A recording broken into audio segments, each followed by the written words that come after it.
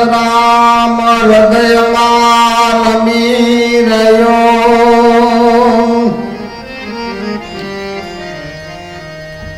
એ છે પૂર્ણ બ્રહ્મ નામ નયને હરદમ નિરખી પ્રેમથી ઠેરવજો કદમ દમ કદમ બ્રહ્મ સુરતા ધરી દમ કદમ બ્રહ્મ સુરતા ધરી સુરતે મૂર્તિ નિહાળો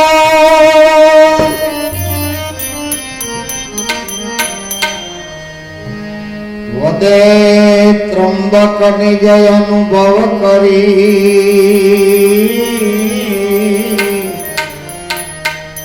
બ્રહ્મ દર્શાસે એક ધારો વદે ત્રંબક નિજ અનુભવ કરી બ્રહ્મ દર્શાસે એક ધારો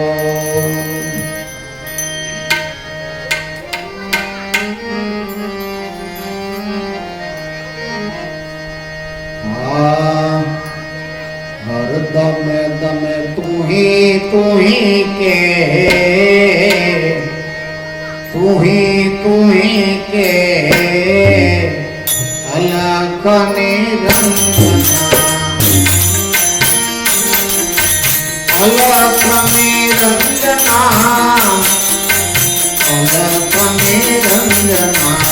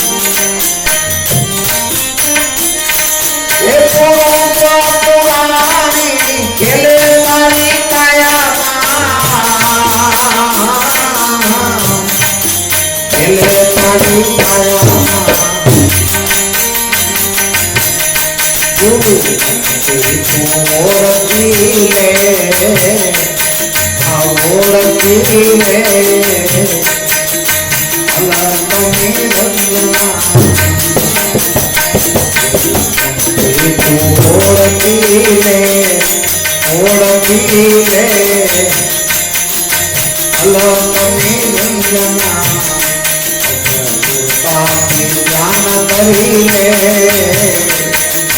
ધ્યાન કરી લે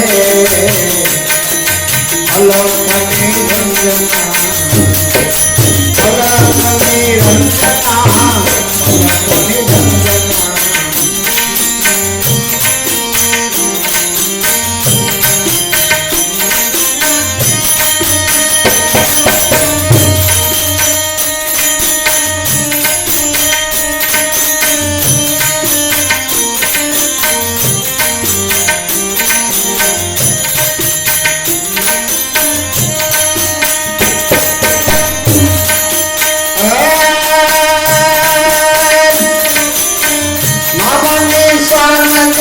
નક્કી કર્યા મૂળમાં નક્કી કર્યા મૂળમાં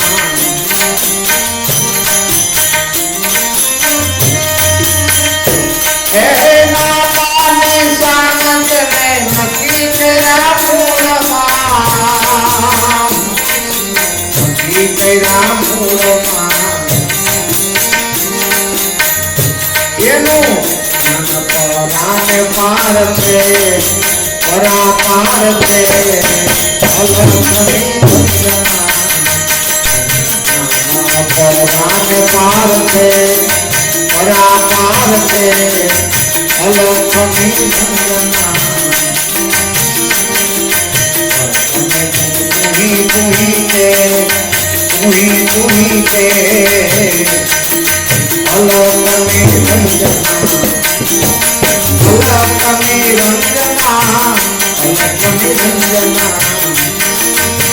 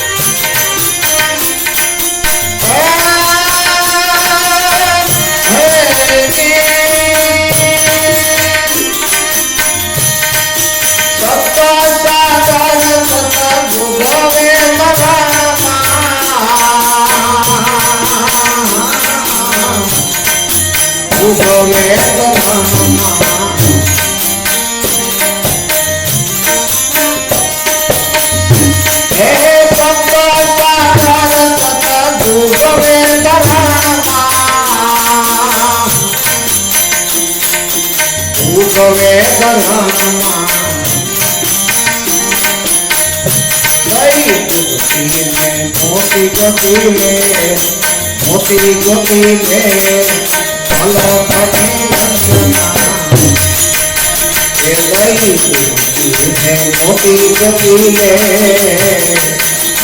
મોતી ગોતી લે અલક નિરંજના અલક નિરંજના અલક નિરંજના અલક નિરંજના અલક નિરંજના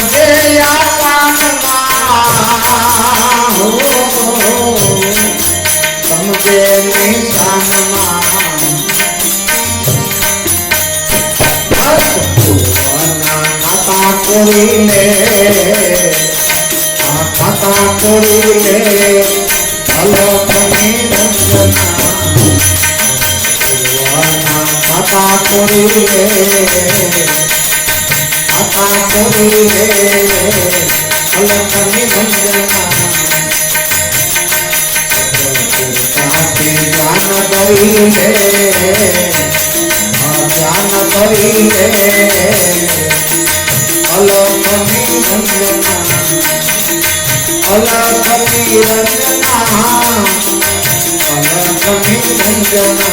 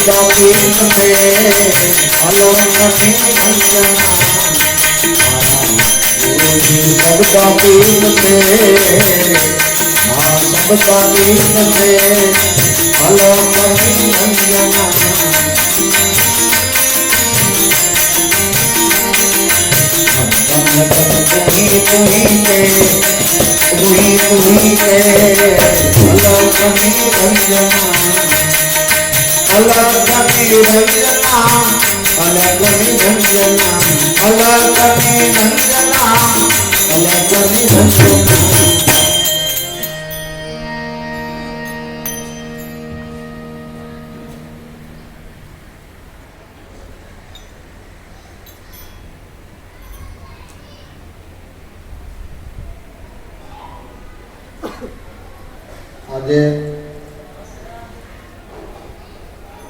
બાપાની જન્મ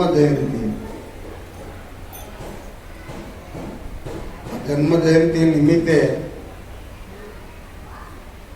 આમ તો ભાવનગરથી એવું આમંત્રણ હતું. એ દાસભાઈનો ફોન હતો કે આપણે દર વર્ષે ત્રંબક બાપાની જન્મ જયંતિ ઉજવી છીએ અને શાંતિરામ બાપા તથા જીતેશભાઈ ને બધા આવવાના છે, તો એ તમે શનિવારમાં સત્સંગ મંડળમાં બધા જાણ કરીને આવજો. એમાં સંજોગ એવા થયા કે રમેશભાઈ વાવડીવાળા એ આ કાંતિભાઈની દુકાને ગયા ને એમાં વાત થઈ. તો રમેશભાઈને એવો ભાવ થયો કે તો પછી આપણે અહીંયા જન્મ જયંતિ ઉજવી. તો હવે કાલે જ આ બધું પરિયાણ થયું. કાલ સાંજે નક્કી કર્યું કે આજે આ જન્મ જયંતિ નિમિત્તે આપણે બધા સદગુરુના બાળકો સાથે મળી અને આ ભજન ભાવ કરવા આપણે અહીંયા ભેગા મળ્યા, એકત્રિત થયા. અને અમે ત્રંબક બાપાના શબ્દોમાં કહી તો એ પહેલા એમ જ કહે કે આપણે બધા એક જ ગુરુના બાળકો છીએ, એટલે કોઈ જુદું કે એવું કાંઈ નહીં, પણ બધા જ મળી અને આ ગતગંગા એ જ ગુરુનું સ્વરૂપ કહેવાય એવો સંતો અને શાસ્ત્રનો બધાનો મત છે. એટલે આજે ત્રંબક બાપાએ જે વાતો કરી છે, જોકે એનો લાભ તો જૂના પુરુષોને બધાને મળ્યો છે, પણ એની અત્યારે હયાતી ન હોય પણ છતાંય એના શબ્દો આ ચેતનવંતા જીવંત છે. દેહ તો કાળ ધર્મ વાળો છે, પણ એના શબ્દો કાયમને માટે જીવંત હોય એટલે એ એવા આપણે ભલામણ કરતા ગયા અને એના શબ્દે જો આપણું ચાલવાનું થાય, એના શબ્દ પ્રમાણે આપણે જીવવાનું થાય, એના શબ્દ પ્રમાણે આપણે વર્તનમાં લાવી તો એ અત્યારે આપણે માટે પ્રગટ જ છે કે એના પ્રગટ દરેક જિજ્ઞાસુ જીવના ભાવને ભરે છે. આ ભક્તિ માર્ગે હાલવા માટે સીધી સાદી સમજણ શું લેવાની છે કે ખાલી આ હરદમે દમ તુહી તુહી કે હરદમ એટલે આપણા જે શ્વાસ ચાલે છે એમાં ધ્યાન રાખો. સદગુરુએ જે લક્ષ્ય બતાવ્યું છે એ લક્ષ્ય શ્વાસ ઉશ્વાસથી એ સાધના સિદ્ધ કરવા માટે આ મનમતીના પ્રવાહને અંતર્મુખ વાળવા માટેનો આ પુરુષાર્થ કર્યો છે કે જેને આપણે સુરતા અને શબ્દનો યોગ કહીએ છીએ. સુરતા અને શબ્દનો યોગ સાધવા માટે પ્રમુખ બાપાએ આ ઝીણામાં ઝીણી સમજણથી આપને આ શાન ભાન કરાવી છે કે શબ્દ એ સુરતાથી શબ્દનું તો ધ્યાન ધરી લે. આમાં બીજું કાંઈ કરવાનું નથી. કાંઈ વ્રત ઉપવાસ કરવા, તીર્થયાત્રા કરવી, હવન હોમ કરવા, યજ્ઞયાગ કરવા એવું કાંઈ નહીં કરતા ફક્ત આ સુરતાથી જે સદગુરુએ લક્ષ્ય બતાવ્યું છે એ સતનામ રૂપી શબ્દનું તો ધ્યાન કરી લે. એ તો એટલી બધી ઉદારતા બતાવતા કે તમારે કાંઈ કરવા પણ નહીં, જે શ્વાસ હાલે છે એમાં ધ્યાન રાખો. પણ ધ્યાન રાખતા જ સમરણ થઈ જાય છે. એટલે મહાપુરુષોએ આપણે આમ સહજમાં સહજ જેટલું થાય એટલું સહજ કરીને બતાવ્યું. નહીતર તો મહાપુરુષોએ એને તો ઘણો પુરુષાર્થ કર્યો છે, પણ છતાંય જેટલું સરળ થાય અને આ ભક્તિનો માર્ગ, આ પંથ વેલાહાર લક્ષ્ય પહોંચી શકાય એવા ક્રમિક પગથિયા આપ્યા કે આ પગથિયે ચડતા એ પરમપદને પામવા માટેનું સાધન આ સતનામ છે. અને ત્યાં સુધી ભલામણ કરી કે આ કોઈ વાળામાં પૂરી રાખવાની વાત નથી. સંતો અને શાસ્ત્રનો મત આ પરમાત્માનું ભજન કરવું, સતનામનું ભજન કરવું અને આથી વિશેષ કોઈ જગતમાં કાંઈ હોય તો કે અમને કહેજો. બાકી આ વસ્તુ જ્યાં છે એ તમારા ગુરુભાઈ કહેવાય. એટલા માટે આપણે બધા એક જ ગુરુના બાળક છીએ.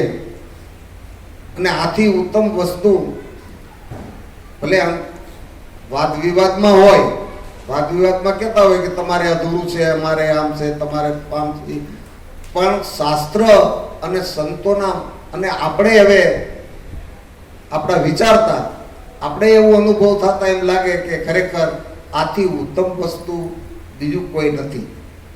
કારણ કે ગંગા સતી એમ કે વચન થકી આ સૃષ્ટિ રચાણી, વચનથી ચાંદો ને સૂરજ, એ વચનથી આ માયા ને મેદની, આ વચનથી વરસે હાચા નૂર. હવે આ વચન થકી જ આખી સૃષ્ટિનું રચનાત્મક થઈ છે, આ વચનથી જ થયું છે.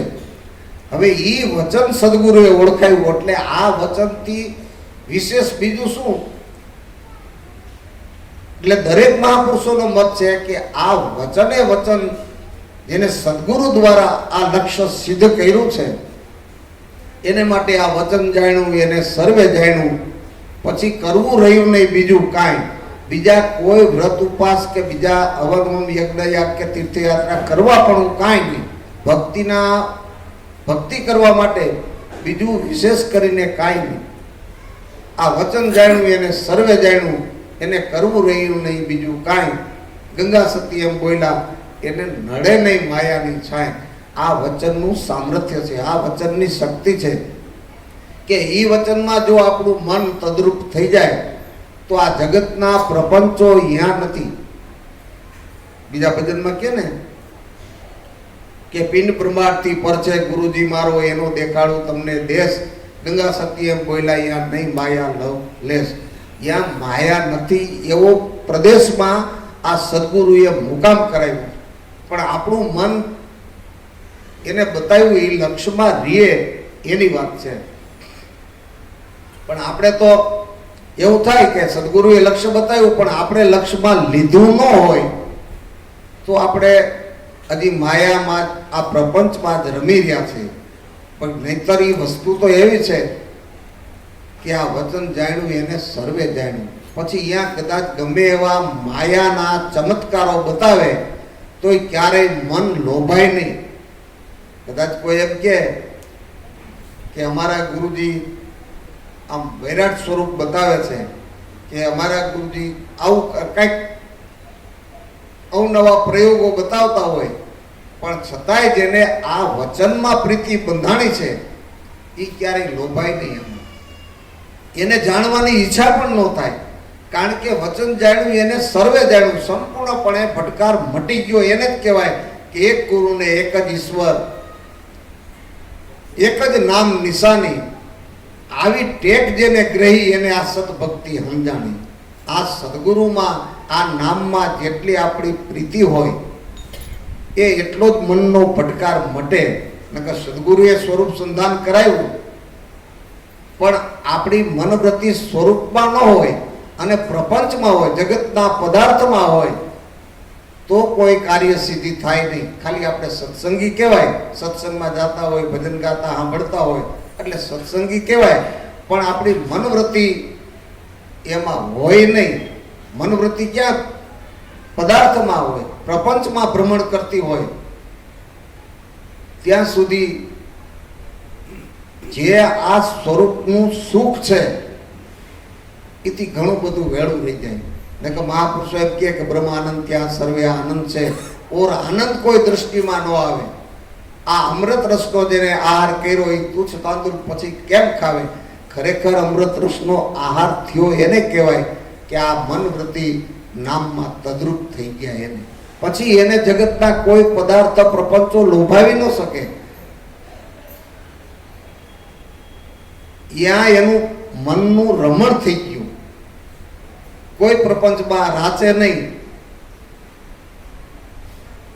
પણ આ વ્યક્તિગત છે. સદગુરુ તો દરેકને મળ્યા છે, પણ આપણું લક્ષ્ય જેટલું મજબૂત હોય, જેટલી આપણી શ્રદ્ધા દ્રઢ હોય એટલો જ ભટકાર મટે. સદગુરુ મળ્યા એટલે 84 મટી ગઈ એ વાત હાવ સાચી, પણ આપણું લક્ષ્ય એમાં ન હોય તો આપણું મન જ એમ કે આ 84 મટી ગઈ. એમ બાપાએ તો ઉદારતાથી કીધું પણ હારું 84 તો આમાં કેમ મટ્યું હોય? કારણ કે હજી આપને વિષયો પદાર્થો પેલા વાલા લાગતા હતા એટલા જ વાલા લાગતા હોય તો સદગુરુ મળ્યા એટલે આપણે નુગરા ન કહેવાય. બાકી વિશેષ ગતિ કાંઈ નહીં.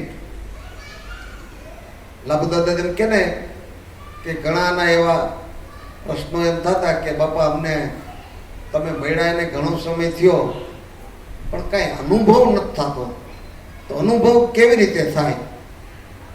એ કે તમને સંસાર 49% વાલો લાગે અને સદગુરુ 51%, પછી તમારે પૂછવું નહીં પડે.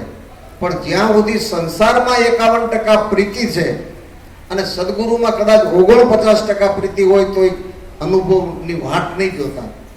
કાં તો સર્વોપરી આ સદગુરુનું સ્વરૂપ જેને સમજાણું છે કે આ જગતની અંદર એના સિવાય બીજું કાંઈ નથી, એનાથી અધિક તો નહીં, એના સમાન કાંઈ નથી, એવી જેને નિષ્ઠા બંધાણી છે એની આ વાતો છે. અને એ લક્ષ્યને સિદ્ધ કરવા માટે આ સીડી બતાવે છે. બાકી તમારી મેળાએ એટલે કે આપણી મેળાએ કદાચ ધ્યાન યોગ સાધના કાંઈ કરી તો મન બુદ્ધિથી ગમે એ સાધન કરો તો એવું સિદ્ધ ન થાય. એટલે કે છે કે ફોગટ ધ્યાન ગુરુ જ્ઞાન વિનાનું, સદગુરુ વિનાનું કદાચ આપણે ધ્યાન યોગનો અભ્યાસ કરતા હોય તો કલાકો કદાચ ધ્યાનમાં બેઠા રહેતા હોય, એકાગ્રતા કદાચ સંધાઈ ગઈ હોય, પણ ગુરુગમ વિના એ સાધનાની સફળતા નથી.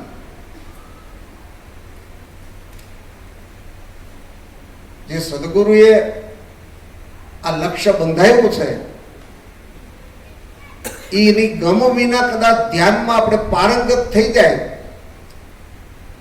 પણ એ મન બુદ્ધિ બ્રહ્મજને મૂકી ન શકે. આપણે એમ લાગે કે મારું ધ્યાન એકાગ્ર થઈ ગયું છે, પણ એથી કોઈ કાર્ય સિદ્ધિ ન થાય. મેં એક વખત લાભુ દાદાનું એમ સાંભળેલું કે જામનગરમાં એના કોઈ સંબંધી હતા અને કે અમે અહીંયા ગયેલા, અને એ બ્રાહ્મણ જ કઈક સંબંધી હતા, એટલે કે એ નિર્વિકલ્પ સ્થિતિએ રહી શકે. એટલે લાભુ દાદાને કીધું કે ભાઈ હું તો ધ્યાનમાં એકાગ્ર થઈ અને નિર્વિકલ્પ અવસ્થાને અનુભવું છું. દાદા કે કેટલીક વખત તમે નિર્વિકલ્પ રહી શકો? કે મિનિટ અડધી મિનિટ, પણ એ સ્થિતિમાં મને આનંદ આવે એમ રહી શકું એમ. દાદા કે નિર્વિકલ્પ સ્થિતિમાં રહેવું ને, અને મિનિટ અડધી મિનિટ, પણ એમાં તમે કઈ કમાઈ કરી એવું નથી. કારણ કે સદગુરુની ગમ વિના તમે ગમે એટલી સાધના કરો તો એનાથી કઈ પાર ન આવે. કારણ કે સદગુરુ મળે એની ગમ દ્વારા પછી જ કમાઈ શરૂ થાય છે. આ કદાચ સ્થિતિ તમે એમ રહી શકો ને તો એમાં અમુક સમય વધારે વખત રહે તો કંટાળો આવે, પણ એમાં આનંદ નો પ્રગટ થાય. કારણ કે કમાઈ વિનાનું સાધન છે એ સાધ્ય કરવા છતાંય એમાં ઘટે તો કે હા ઘટે એવું તો લાગે છે, એમાં ઘટે જ. કારણ કે સદગુરુની કૃપા વિના આ સ્વરૂપ સાધ્ય ન થાય. એટલે આપણે સાખી શ્લોકમાં ગાય ને કે ધ્યાન મૂલમ ગુરુ મૂર્તિ, પૂજા મૂલમ ગુરુ પદમ, મંત્ર મૂલમ ગુરુ વાક્યમ, મોક્ષ મૂલમ ગુરુની કૃપા છે. એ પુરુષાર્થથી નથી, પુરુષાર્થ સાધ્ય નથી, કૃપા સાધ્ય છે. એટલે સદગુરુની પ્રસન્નતા, સદગુરુની કૃપાથી આ મોક્ષ છે. એટલે સદગુરુની કૃપા મેળવવા માટે સાધન શું છે કે આ સ્વરૂપ સતનામ સાધન લે જાણી, થઈ મરજીવો અને આ મોજ લેને માણી. આ સતનામ છે એ સાધન કરવા માટે, સાધના કરવા માટે સદગુરુએ આ સાધન આપ્યું છે કે જો આ નામનું ભજન થઈ જાય તો બીજા પ્રપંચો આપણે મટાડવા માટે પુરુષાર્થ નહીં કરવો પડે. સહેજે સહેજે એ પ્રપંચો મટી જશે, ટળી જશે. પણ વાત એક છે કે આ નામનું ભજન કરવાનું જો મનને તલબ જાગે, મનનું એમાં રમણ થઈ જાય, આ નામમાં તદ્રુપ થઈ જાય, તો આ પ્રપંચ બધાય મટે એવું છે. આપણે પ્રપંચમાં રહીને નામનું ભજન કરીએ એમ નહીં, નામમાં રહી અને પછી જગતના વ્યવહાર કરવા છતાંય એ એને સ્પર્શ કરતા નથી. કારણ કે મનની આ ભજન કરવાથી મનની સ્થિરતા થાય, મન ઝીણું થાય. એ આપણે ઘણીવાર સત્સંગમાં કહીને કે જ્ઞાનની 7 ભૂમિકામાં આ મનની ચંચળતાનું વાત છોટમ સાહેબ એમ કીધું કે ત્રીજી ભૂમિકા તનુમાનસા પ્રગટ કરી દેખાડું જોને, ચંચળ મન તે બહુ વસ્તુમાં ભમીને થયું છે જાડું જોને, જાડું મન ઈ બ્રહ્મ સ્વરૂપમાં એકાગ્ર ન થાય જોને, ઝીણું મન રાત દિવસ અભ્યાસ કરવાથી આ મન ઝીણું થઈ જાય જોને, ઝીણું તનુ નામ છે ઝીણા કેરું મનસા મનનું નામ જોને, આ ઝીણું મન ઈ બ્રહ્મ સ્વરૂપમાં ઠરીને રહે છે ઠામ જોને. આ મનને ઝીણું કરવાનું સાધન સતનામ છે. એનો અભ્યાસ થઈ જાય, ઈ મનને એનું રટણ થઈ જાય. એટલા માટે મહાપુરુષોએ શ્વાસોશ્વાસે આ ભજન કરવાની ભલામણ કરી કે હર દમે દમ તુહી તુહી. કે ઈ ક્યારે થાય કે આપણું ધ્યાન એમાં હોય તો. ગોખણપટ્ટીએ કામ ન થાય. નહીતર તો આપણે દરરોજ સવારમાં પૂજા પાઠ કરવા વાળા ગૌમુખીમાં માળા નાખી અને માળાય કરતા હોય ને વાતે કરતા હોય ને બધું ફોને હાલતા હોય, બધું થતું જ હોય, પણ એમ નથી. આ તો એમાં ધ્યાન રાખીને જેને ભજન કર્યું એનું મન ઝીણું થાય. હવે આપણે આપણા મનની આપણે ખબર હોય કે મન ખરેખર આ બહુ વસ્તુમાં ભમીને જાડું થયું છે, એટલે આ વાત છે ઝીણી અને મન છે જાડું, એટલે એ આ વાતને ગ્રહણ નથી કરી શકતું. થોડુંક ઝીણું થાય તો ગ્રહણ કરે, પણ એમાં સમાય નથી શકતું. એટલા માટે આ રાત દિવસ અભ્યાસ કરવાથી આ મન ઝીણું થાય. આ ભજનનો દોર એવી ચોટ લાગી જાય કે ને સોહમ નામનો મંત્ર હાચો, એમાં પ્રેમેથી ચિત્ત પરોયો, ઈ તાર અખંડિત જો તૂટે તો રોષે ભરાઈને રોયો, મામદ કે મેં આ જગ કરતાને જોયો. પરમાત્માને ઓળખવું હોય તો કેમ થાય કે આ અખંડિત તાર છે ને એ તૂટે તો એને પોતા ઉપર રોષ આવે કે આ મન આટલું આટલું કાળજી રાખવા છતાંય આ પ્રપંચમાં વયું જાય છે, પાછું એને આ નામમાં રાખવું એ જાગ્રત પુરુષનું કામ છે. આવો ચોટ લાગી હોય ને એને એમ થાય કે મારા મનને બહાર ભટકવા નથી દેવું. ગમે એમ કરીને જેમ મન બહાર ભટકે છે એમ જ પાછું અંતર્મુખ થઈ શકે, પણ આપણે કાળજી હોય તો થાય.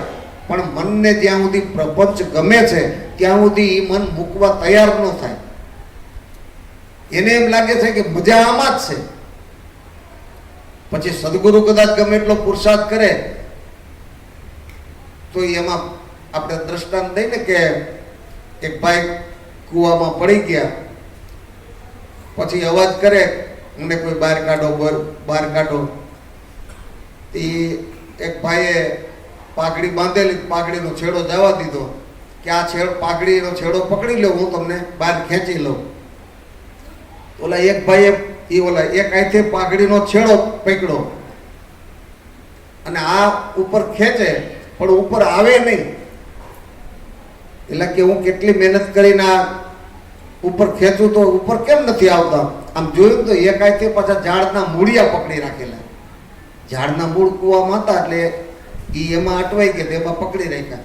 એટલે કે તું ઓલા મૂળ મૂકી દે ને તો થાય ને, કરતો કે હું પાઘડી આ ખેંચું તો ઉપર કેમ આવે? કે પણ મૂળને કેમ મૂકવા? એને જ મને બચાવ્યો છે એટલે મને આ હું છું અત્યારે. એટલે આપણે એમ લાગે છે કે આ વિષયો, પદાર્થો, આ પ્રપંચો છે ને એટલે જ આપણે આમાં મજા આવે ને એટલે જ આ જીવન કંઈક ભર્યું ભર્યું લાગે. એ આપણી ભ્રમણા છે. હવે મૂડી આપણે મૂકી નહીં ત્યાં સુધી મહાપુરુષો કદાચ ગમે એટલું મહેનત કરે, ઉપર ખેંચવા ગમે એટલો પુરુષાર્થ કરે તો આપણે એકાદે મૂળ પકડા છે. એટલે મનને ઈ ગમે છે ત્યાં સુધી આ કામ ન થાય. એટલા માટે ગીતામાં ભગવાન એમ કે ને વૈરાગ અને અભ્યાસથી મન વશ થાય. એટલા માટે આ પુરુષાર્થ કરવો પડે.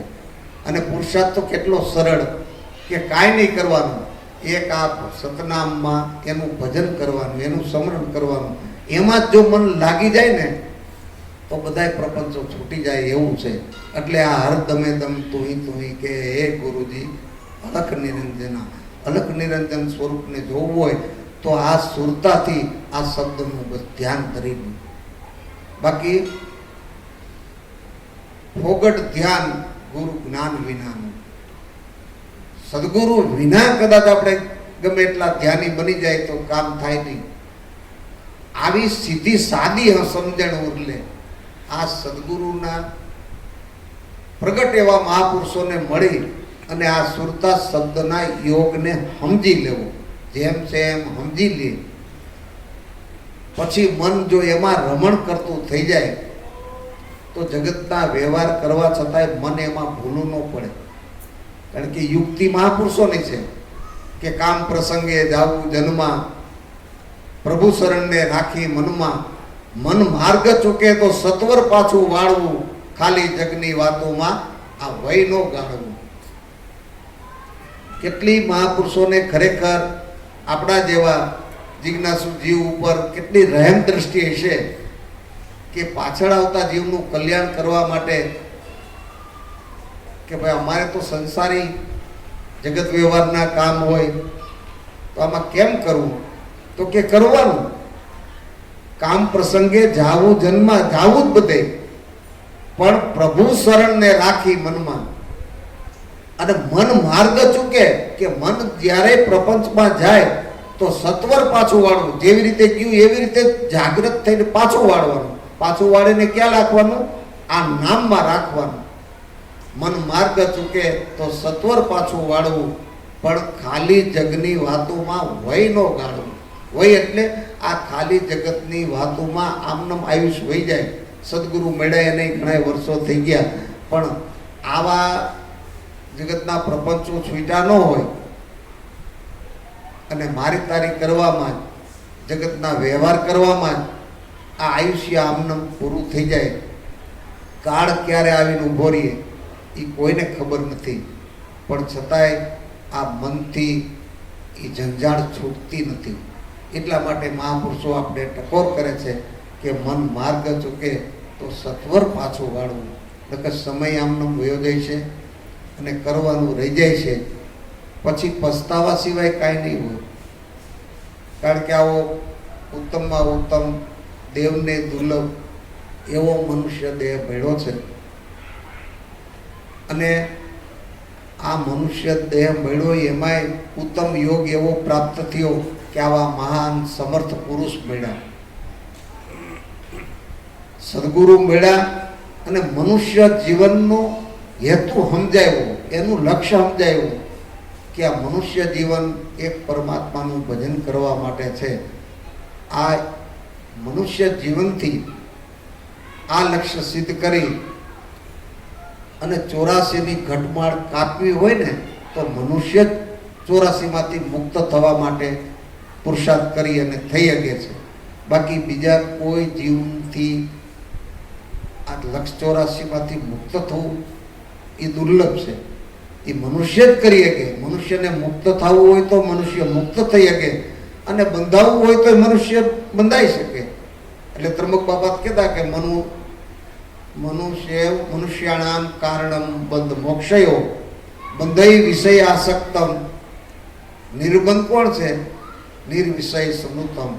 કે મનુષ્યનું મન જ મને મનુષ્યાણામ, માણસનું મન જ બંધ અને મોક્ષનું કારણ છે.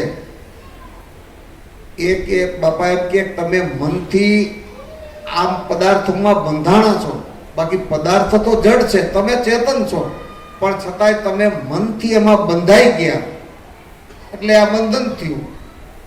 હવે મનમાંથી જો એ છૂટી જાય તો તમે મુક્ત જ છો, કોઈ બાંધા નથી, પણ મનથી બંધાણા છો, બાંધા નથી. પણ એ સમજાય ત્યારે થાય એવું છે. અને સમજાણા પછી આ તો મનનું ધાયરું મેલી દઈ અને ગુરુને ગમતું થાય એની વાત છે. મનનું ધાયરું મૂકી જાય, મેલી દે, મુકાઈ જાય ત્યારે આ કામ થાય. એટલે મનને આ વરગાળ છે, મનને આ પ્રપંચ છે, મનને જ આમાંથી મુક્ત કરવાનું છે. જો મન આમાંથી મુક્ત થઈ ગયું તો સદગુરુ એની કૃપા અહોરનિશ કાયમ વરસે જ છે. પણ જો આ મન એમાં પુરુષાર્થ કરે તો આ પ્રપંચ છૂટે. એટલે ફોગટ ધ્યાન ગુરુ જ્ઞાન વિનાનું, બસ આવી સાદી સમજણ ઉરલે એ ગુરુજી અલક નિરંજના. પુરુષ પુરાણી આ ખેલે તારી કાયામાં. ભગવાનને ગોતવા માટે સદગુરુ મળ્યા પછી જ ખબર પડી ને, નહીતર તો આપણે તીર્થયાત્રામાં, મંદિરમાં ભગવાનને ગોતવા માટેનો પુરુષાર્થ કરતા. પણ સદગુરુએ કીધું કે જે મંદિરમાં ભગવાન છે એ કંડારેલો છે, કાગળ ઉપર છે, એ ચિતરેલો છે, એ જ ભગવાન તમારા ઘટમાં પ્રગટ છે. વાત તો એ જ છે કે એ ભગવાનનો નિષેધ નથી, પણ એ અત્યારે હયાત જોવો હોય તો ક્યાં છે? કે તમારા ઘટમાં છે. એને ઓળખવા માટેની જે બહારની દોટ છે એ બંધ થઈ જાય અને ઘટમાં ખોજ થઈ જાય. સદગુરુમાં દ્રઢ પ્રીતિ કરી, દ્રઢ વિશ્વાસ કરી, દ્રઢ શ્રદ્ધાથી આ ભજન કરતા કરતા આમાં ખબર પડે કે ખરેખર આ શરીરનો આધાર કોક છે. આપણે શરીર છે એ જ હું છું એવું આપણે અત્યાર સુધી માન્યું કે ભાઈ હું એટલે આ દેહ એ જ હું. પણ સદગુરુ મળતા ખબર પડી કે દેહ નથી, તું દ્રષ્ટા એનો. ખરેખર દેહ નહીં પણ એમાં રહેવા વાળો છે. ભલે સ્થિતિ ન થઈ પણ સમજણ તો આવી જ કે આપણે ખરેખર આ દેહ નથી, પણ દેહના દ્રષ્ટા એટલે કે જેના થકી આ દેહ ચલાયમાન છે.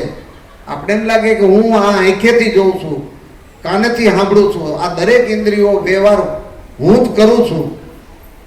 આ ઇન્દ્રિયો થકી જ વ્યવહાર, એ સાચું ઇન્દ્રિયો થકી જ થાય છે, પણ એ કેના આધારે થાય છે એ યા દ્રષ્ટિ પહોંચે ને એની વાત છે. આપણે લાગે આંખ જોવે છે, પણ આંખ તો એક ઇન્દ્રિય છે, પણ એમાં જોવા વાળો બીજો કોઈ છે. એની સત્તાથી આંખમાં દેખાય છે. સાંભળવાનું કાન સાંભળે છે, પણ એમાં સત્તા એ આ ચેતનની સત્તા છે એટલે એ સાંભળી શકે છે. નહીતર આ શ્વાસ છૂટી જાય ત્યારે બધાય દેહના ઇન્દ્રિયો વ્યવહારો બધાય દેહની ઇન્દ્રિયો એમનેમ જ હોય, પણ પછી કાંઈ સંભળાતું, બોલાતું, દેખાતું કાંઈ નથી. કારણ કે જેના થકી દેખાતું હતું એવી જીવતા હોય ત્યાં સુધીમાં પ્રતીતિ આવી જાય. એટલે આ સદગુરુએ આ લક્ષ્ય સિદ્ધ કરાવ્યું છે કે આ શરીર છે ત્યાં સુધીમાં આ તમારા ચેતન સ્વરૂપને તમે ઓળખી લ્યો કે ખરેખર તમે દેહ, મન, બુદ્ધિ, ઇન્દ્રિય નથી, પણ એને તમારા થકી ચલાયમાન છે. એટલે તમારું વાસ્તવિક સ્વરૂપ આત્મા છે.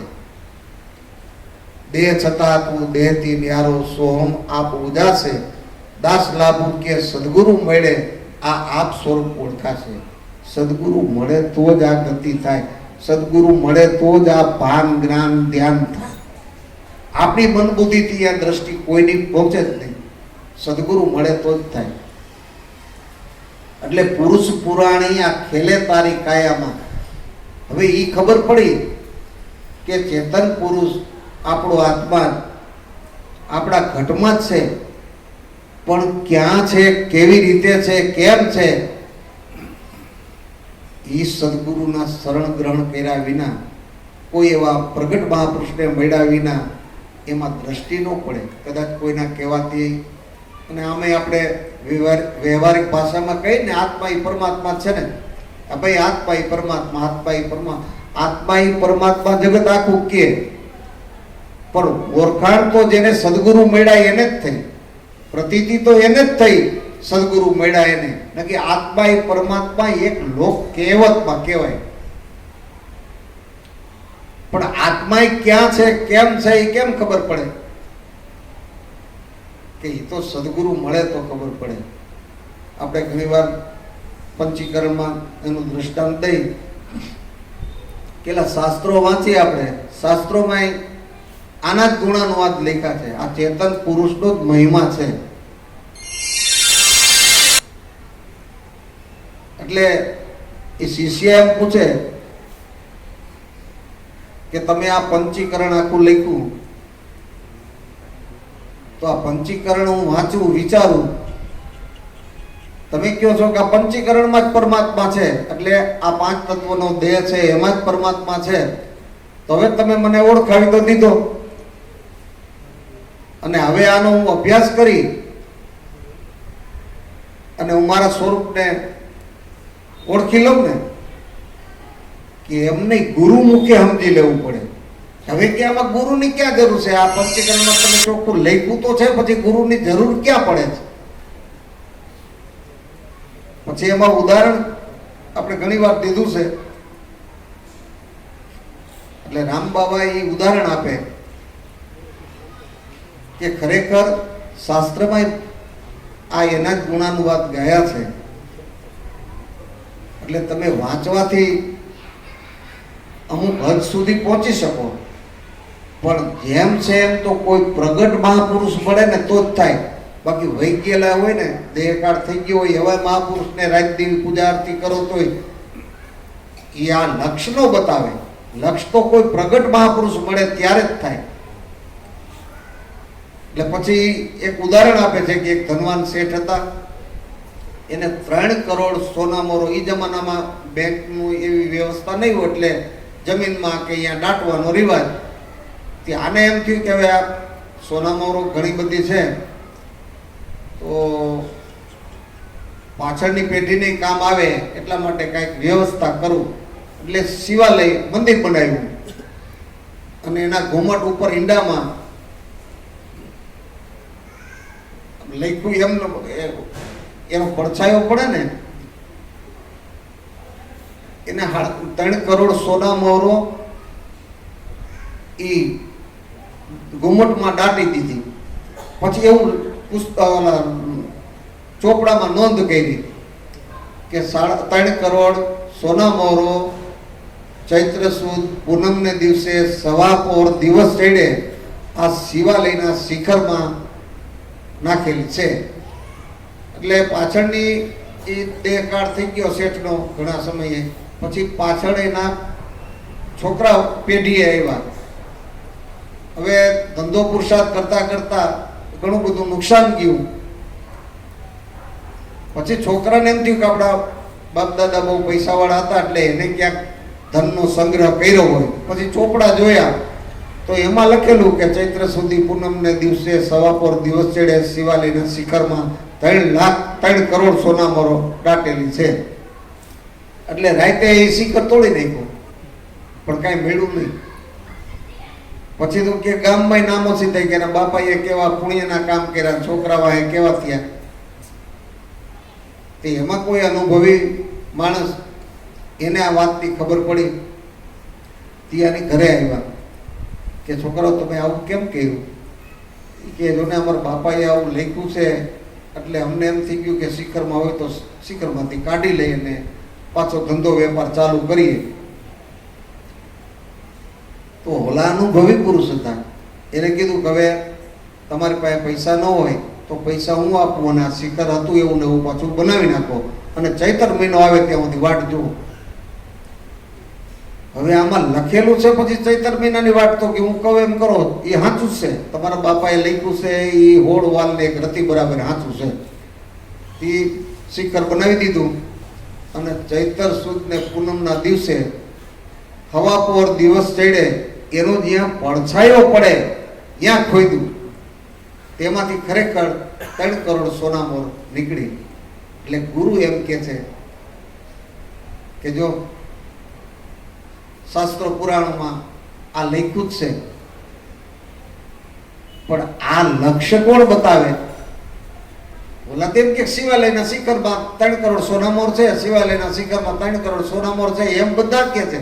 તારા ઘટમાં પરમાત્મા છે એમ બધા શાસ્ત્રો કે છે. પણ કેમ ને કેવી રીતે છે એ આ પ્રગટ મહાપુરુષ હોય તો જ લક્ષ્ય બતાવે. કે એને ખબર પડી કે આ સવા પોર દિવસ ચડે એનું શું કારણ છે. ઉપર શિખરમાં હોય તો એમાં ગમે ત્યારે પાડો તો મળી જ જવાની હોય. પણ ઈ મહિનામાં ઈ દિવસે ઈ જગ્યાએ પડછાયો આવે તો દિવસે દિવસે પડછાયો આગા પાછો થતો હોય. એટલે આવા અનુભવી મહાપુરુષ કોઈ મળે ત્યારે આ લક્ષ્ય સિદ્ધ થાય એવું છે. દરેકના ઘટમાં પરમાત્મા છે જ પણ પ્રગટ પુરુષ મળ્યા વિના એની ઓળખાણ ન થાય. આપણી મન બુદ્ધિથી કલ્પનાના ઘાટ ગમે એટલા ઘડી હતી પણ પરમાત્માની ઓળખાણ ન થાય. એટલે પુરુષ પુરાણી આ ખેલે તારી કાયામાં તું ગુરુ ગમથી ઓળખી લે. જો ગુરુની જરૂર જ છે. અને આપણે તો બધા ભજનના અભ્યાસી આપણે નથી. બધા ભજનમાં કહે રવિ રામ ગુરુ બાણ પ્રતાપે, રજમોરા રવિના ચરણે ખીમ ગુરુ બાણ પ્રતાપે. આવા બધા મહાપુરુષો ગુરુના પ્રતાપે જ લખ્યા. નકર તો આપણે આપણા કોઈ વડીલને કોઈ મોટા હોય એના પ્રતાપે આપણે ન કંઈ. પણ ખરેખર ગુરુના પ્રતાપે જ આમાં દ્રષ્ટિ પડે એવું છે. બહારના વિજ્ઞાનમાં બહારના ધંધા પુરુષાર્થમાં એમાં જે અનુભવી હોય એ પ્રમાણે પુરુષાર્થ કરે તો નથી એમાં ગતિ થતી. એમ આ બહાર આપણી મન બુદ્ધિ ગમે એટલી હાલતી હોય પણ અંતર્મુખમાં તો કદાચ ગમે એટલા ધનવાન હોય કે ગમે એટલા ભણેલા હોય, ગમે એટલી ડિગ્રી હાંસલ કરી હોય, પણ આધ્યાત્મિક જગતમાં તો ભલે અભણ હોય તો અભણ, પણ એવા ગુરુના શરણે જ જવું પડે. આપણે ભણેલાની કઈ હોશિયારી આ આધ્યાત્મિક જગતમાં કામ ન આવે. અને આમ જુઓ તો વધારે પડતા જુઓ તો અભણ જ મહાપુરુષો થયા. મોટા મોટા વિદ્વાનો એમ કે છે કે ઉગારામના શરણમાં મસ્તક નમાવ્યા. કે ઉગારામ દાદાને કઈ આવડ, હું તો એકડો લખતા, એ પોતાને હૈયાવક લખતી, થોડું ઘણું લખતા, પણ ભણ્યા તો નહોતા. પણ છતાંય વિદ્વાનો એના શરણમાં નહીમાં છે. એટલે આમાં ભણેલ અભણનું કાંઈ ન આવે, ધનવાનનું કાંઈ ન આવે. એ તો એટલા બધા ખુમારી વાળા હોય કે જગત આખું ગરીબ છે, તવંગર નથી કોઈ, પણ જેની પાસે આ નિજનામ રૂપી ધન છે ને એ પોતે જ શ્રીમંત હોય. આ નામ રૂપી જેને ધન મળ્યું છે ને એ શ્રીમંત છે. બાકી આ જગતના પદાર્થો ધન સંપત્તિ ગમે એટલી મળી તો એ શ્રીમંત સંતોની દ્રષ્ટિમાં નથી. આપણે વ્યવહારિક જગતમાં જરૂર છે. મેં એક એવું સાંભળ્યું એ કે જગતની અંદર અત્યારે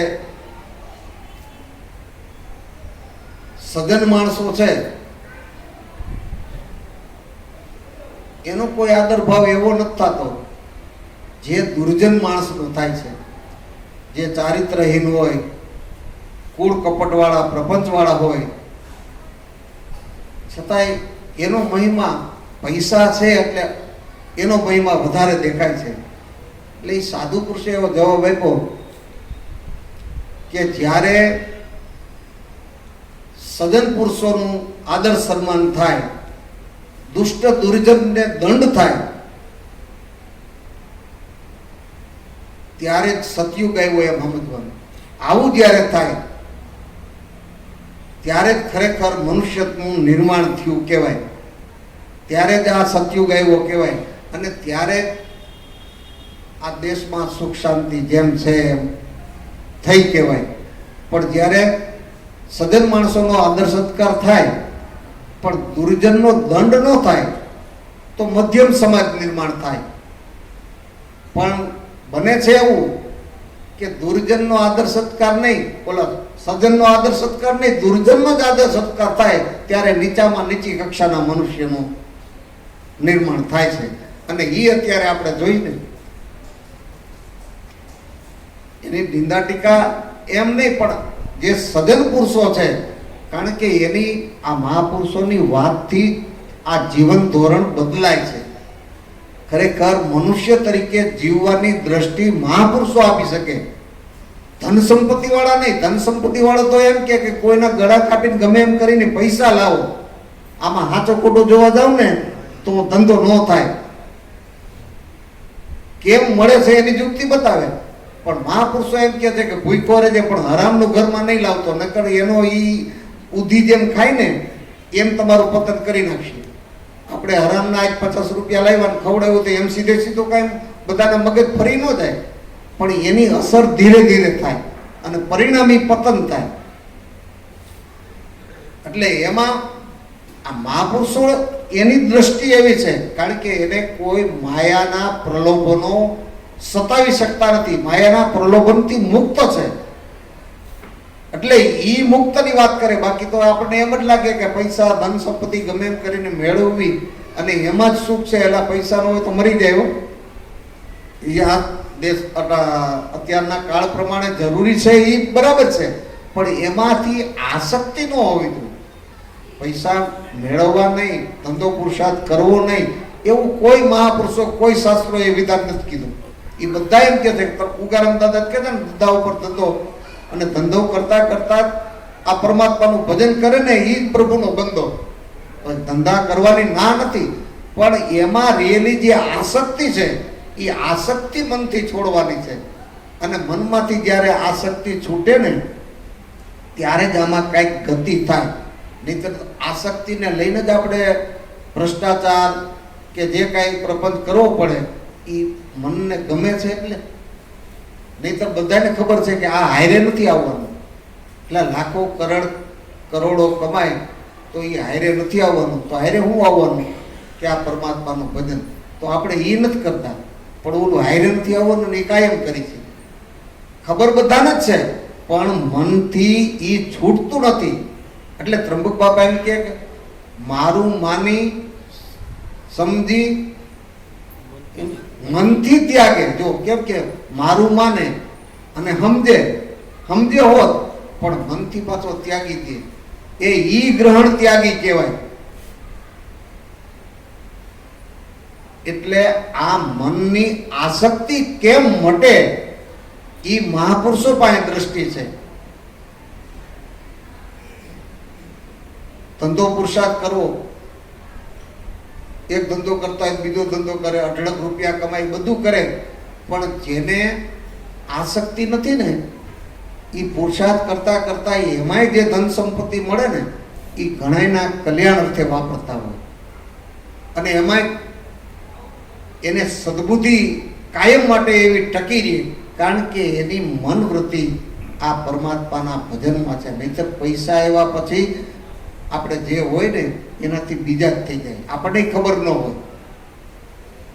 પણ પૈસાનો એક પાવર એવો હોય છે. પણ જેને સદગુરુ મળ્યા છે અને એની પાસે કદાચ ગમે એટલા પૈસા થઈ જાય, પણ મનનો તાર આમાં જોડાયેલો છે, એમાં એને આસક્તિ ન થાય.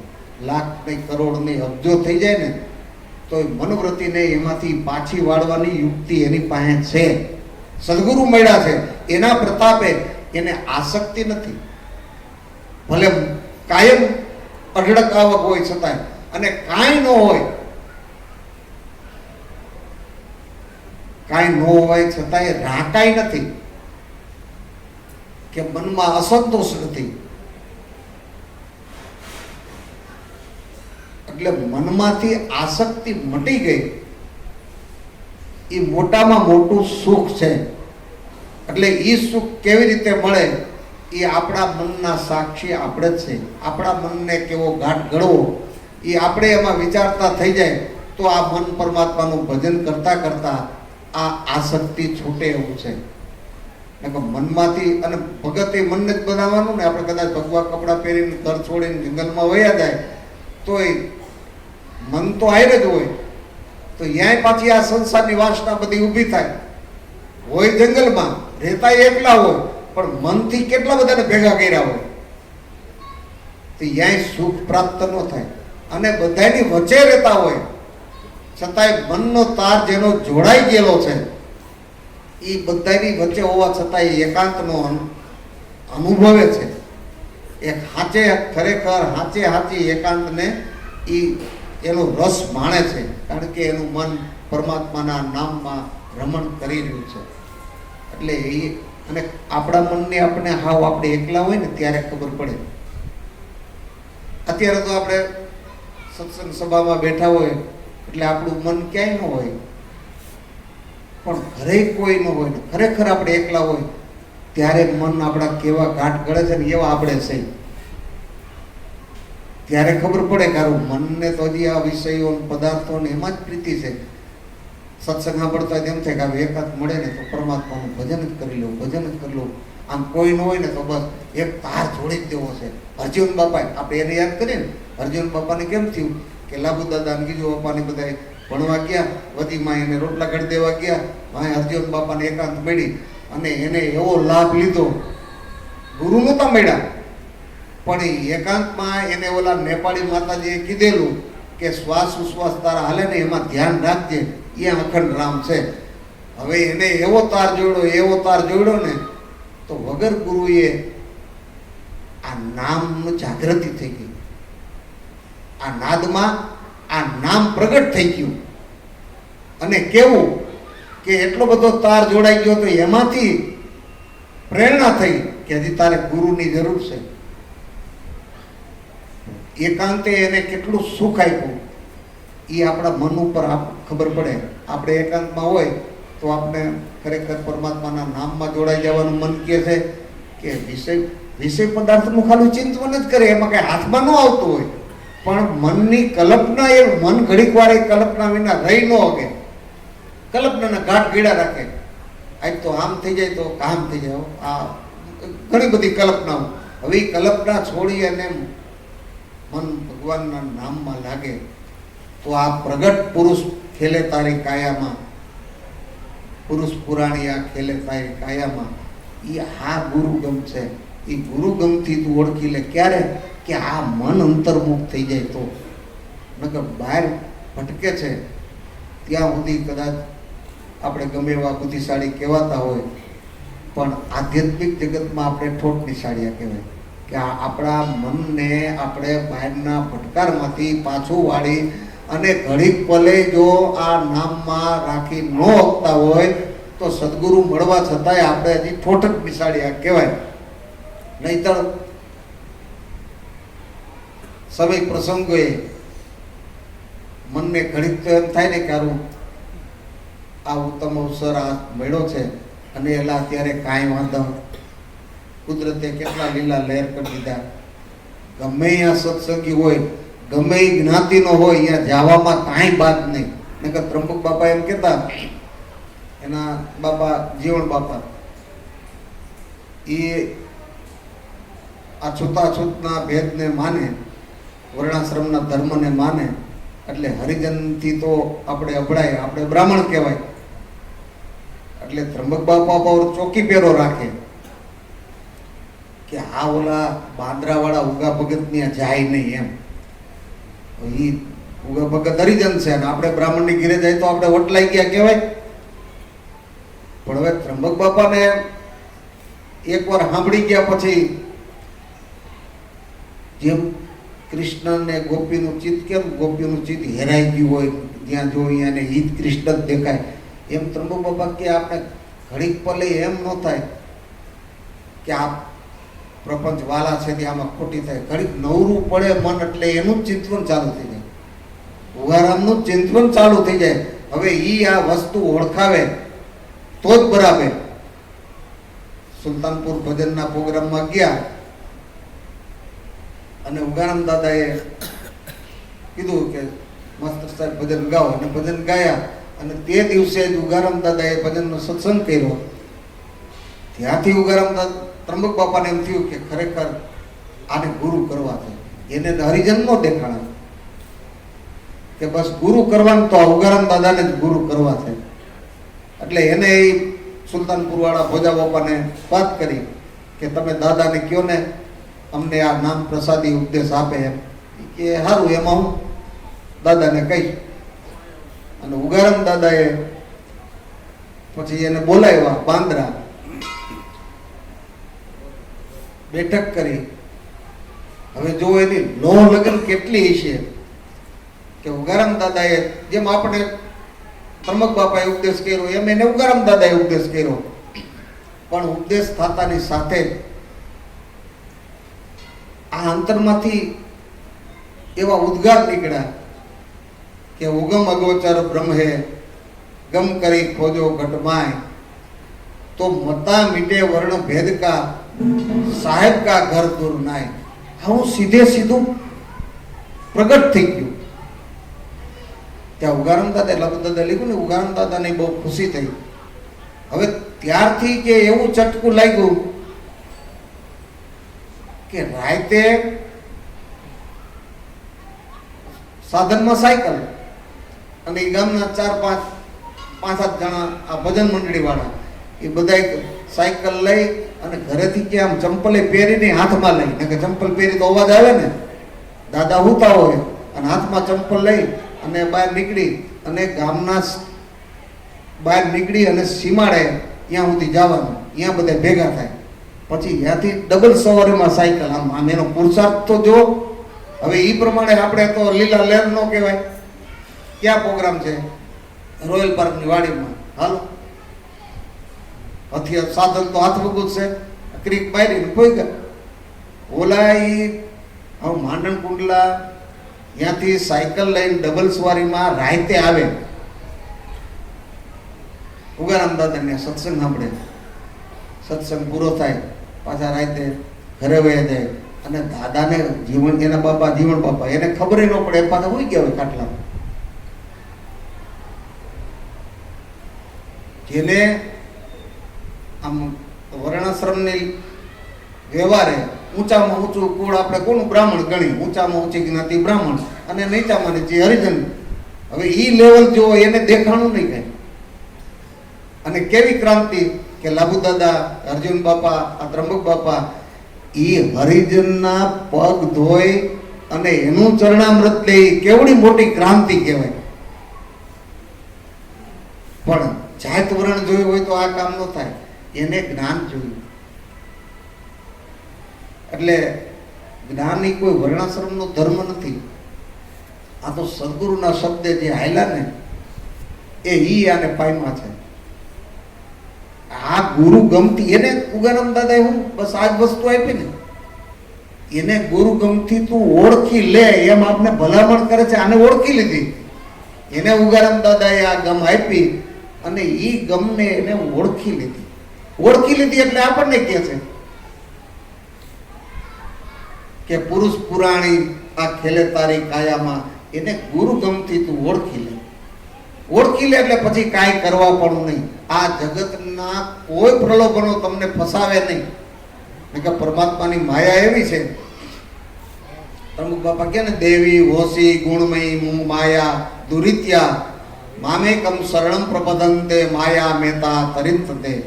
કે આ પરમાત્માની માયા એવી દેવી છે, એવી ગુણવાળી છે એટલે ભલભલાનું મન એમાં ફસાઈ જાય. પણ મામેકમ શરણમ પ્રપદંતે, જે મારા શરણે આવે છે, ભગવાન એમ કે છે જે મારા શરણે આવે છે એ માયા વેતાન તરિંતી, એ આ માયાથી પર થઈ શકે છે. એટલે જે સમર્પણ થઈ ગયા છે, સદગુરુ મળવા છતાંય, આવા ભણેલ ગણેલ વિદ્વાન હોવા છતાંય આ સદગુરુને શરણે થઈ જવું, એમાં સમર્પણ થઈ જવું એ મોટામાં મોટી વાત છે. સમર્પણ થયા ને એટલે એના ઉપર એની કૃપા ઉતરી. કૃપા ઉતારવા માટેનું ઉત્તમમાં ઉત્તમ રહસ્ય સાધન સમર્પણ થઈ જવું. સદગુરુની વાતમાં, સદગુરુના શરણમાં સમર્પણ થઈ ગયા. સમર્પણ થઈ ગયા સદગુરુમાં તજી સર્વે અહંકાર, લાભુ બિંદુ આ ગુરુ સાયરમાં બસ થઈ જાય એકાકાર. આમાં સમર્પણ થઈ ગયા ને એટલે ગુરુની કૃપા, મોક્ષ મૂલમ ગુરુ કૃપા. એના ઉપર મહાપુરુષોની કૃપા આમ સહેજે સહેજે ઉતરી. કાંઈ કરવું નથી પડ્યું, પણ સદગુરુનો રાજીપો મેળવી લીધો. એના રાજીપાથી આની કૃપા ઉતરી ગઈ. નહીતર પરમાત્માની માયા એવી છે, એ ગમે ત્યારે ગમે એમ કરીને આપણે ફસાવે. આપણે એમ લાગે કે આપણે બરાબર જ કરી રહ્યા છે.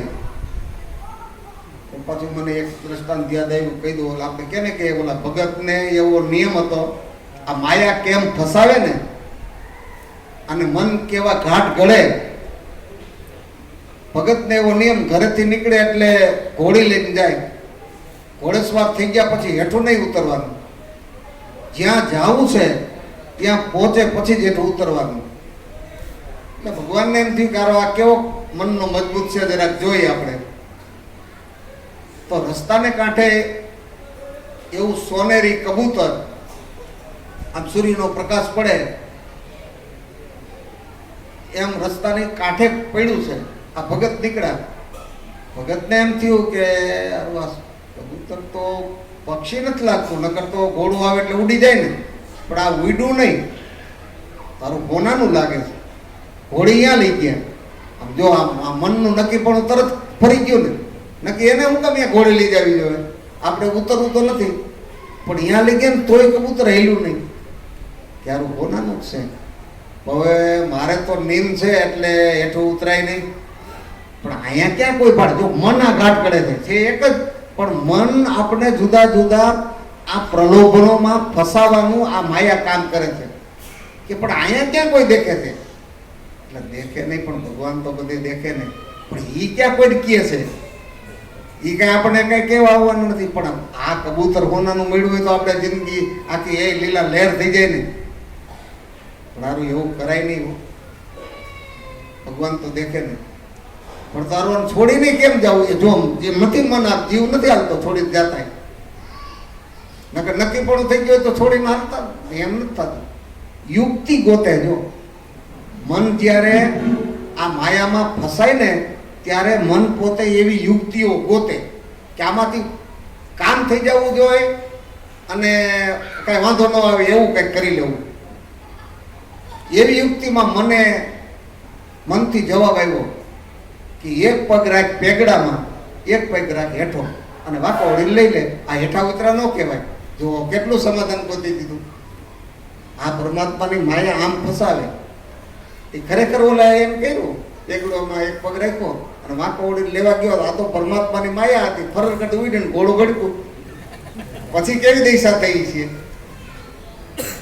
પછી તો હાકડા મારા ગાયો ત્યાં સુધી એમનો ઢળાતા ગયા ને એને ખામાં માણસ મળ્યા, એને ઘોડીને ઊભી રાખી, ભગતને બેઠા કર્યા. અરે ભગત, તમે તો કાયમ ઘોડેસવાર થઈ જાવ છો ને આજ કેમ આમ થઈ ગયું? એ કે ભાઈ હવે વાત લાંબી છે, ટૂંકમાં કહી દઉં. એ કે માયા બળી છે મોહની, માયા બળી છે મોહની. આમ વજરના છે એના ગાળા. કેવા? આમ લાકડાના દોરડાના કેવા નહીં, વજરના ગાળા છે. એ હાંગો ભગત કે અમે હલવાના, આ કંઈક ચડ્યા ને કંઈક પાડા. અને પરમાત્માની માયામાંથી મુક્ત થવું એ આમ હાવ એવી સહજ વાત નથી. પણ સદગુરુ મળ્યા છે એમાં જો આ મન એના લક્ષ્યમાં લાગી જાય, એ નામમાં જો લાગી જાય તો એને તરત ખબર પડે કે આ માયા ફસાવે છે, આમાં આપણે આ કામ કરવાનું નથી થતું. એ લોભાય નહીં. એ જે હોય આપણે તો નહીં એટલે નહીં. મારે તો મારો સદગુરુ, મારો ભગવાન કેમ રાજી રહે બસ એમ જ જીવવાનું છે. આ જેનું હોય એનું, પણ એમાં ફસાય નહીં. એટલે પુરુષ પુરાણી આ ખેલે તારી કાયામાં, એને આ ગુરુ ગમથી ઓળખી લે. ગમ એટલે આ નામ જે આપ્યું ને, એ સતનામમાં જેને પ્રીતિ બંધાણી ને એ આમાં ન ફસાય. ભગવાન કે ને માયા મેતા તરીથી મારા શરણે આવે ને એ કેમ ન ફસાય? એનું શરણ એટલે આ નામમાં આપણું મન રમણ કરતું થઈ ગયું. એટલે મન સેમાં લોભાય નહીં, મન અનાસક્ત થઈ ગયું. સંતુષ્ટમ સતતમ યોગી યતાત્મા દ્રઢ નિશ્ચય. ભગવાન એમ કે છે સંતુષ્ટમ સતતમ યોગી દ્રઢ આત્મા દ્રઢ યતાત્મા દ્રઢ નિશ્ચય મનોર્બુદ્ધ્યા મય અર્પિતમ સબદ ભક્ત સમે પ્રિય. આ મન ને બુદ્ધિ જેને મને અર્પણ કર્યા છે એવા ભક્તો મને પ્રિય છે. ભગવાનને કેવા ભક્તો ગમે? સંતુષ્ટ સતતમ યોગી, જે સંતુષ્ટ છે સતતમ, ઘડીક પર તો નહીં, કેમ કે ઘડીક વાર તો આપણે સંતુષ્ટ થઈ જાય, પણ સતતમ કાયમ માટે જેને સંતોષ જ છે. પદાર્થો મળે તોય સંતોષ, ભૂખારીએ તોય સંતોષ, એની આ વાતો છે. એવા ભક્તો અમને પ્રિય છે. સંતુષ્ટ સતતમ યોગી યથાત્મા દ્રઢ નિશ્ચય. આવો આત્મા વડે જેને દ્રઢ નિશ્ચય થઈ ગયો છે. કેને થયો? કે મય અર્પિત મનોર બુદ્ધિયા, મન ને બુદ્ધિ જેને મને અર્પણ કર્યા છે. સમત ભક્ત સમે પ્રિય. આવા ભક્તો મને પ્રિય છે. હવે એને પ્રિય હોય એના ઉપર જેની કૃપા હોય ને, તો એના માટે કરવાનું એ આ બતાવ્યું સંતુષ્ટ સતતમ યોગી. જો એને કીધું છે એમ કરે તો એને પ્રિય લાગી. એવી જ વાતો આ ભજનના મહાત્મા કે પરનારી પર ધનકુ ત્યાગે સતની રોજી કમાવે, તન મન ઓર વચન સે કિસી કા દિલ ન દુભાવે, સાધુ હોનર હમકો ભાવે. અમને આવા ગમે. સુખ ઓર દુઃખ में આ સમાન રહેવે, હેતે હરિ ગુણ ગાવે, સાધુ હોનર હમકો ભાવે. અમને આવા ગમે છે. હવે આપણે એને રીઝવવા માટે એ કેવા બનવું પડે તો જ એની કૃપા ઉતરે અને તો જ આ મોક્ષ મૂલમ એ ગુરુની કૃપા થાય.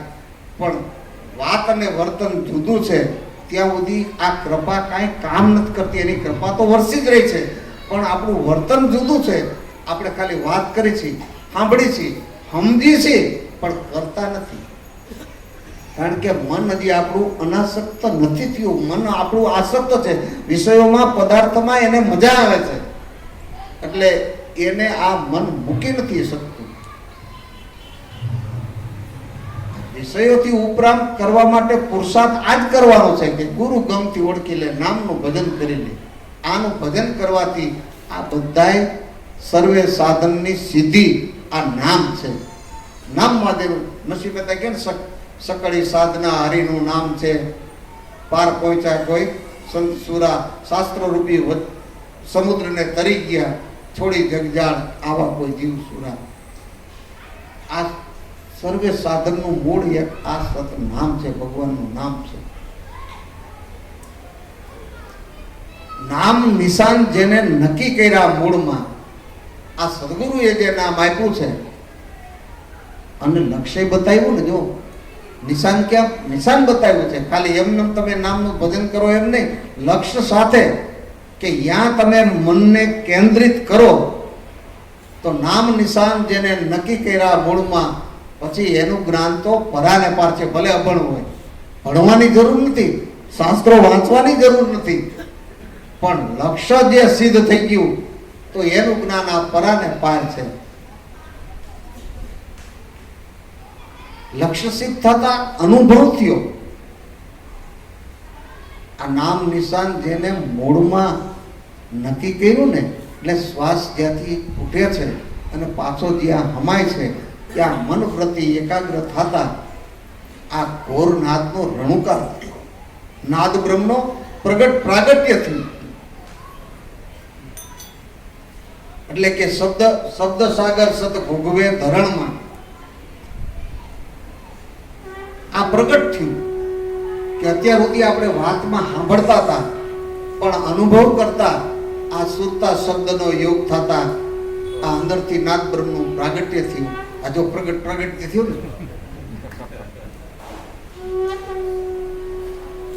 એમ શબ્દ સાગર સત ભોગવે ધરણમાં, આમાં દહીં ડૂબકીને તું મોતી ગોતી લે.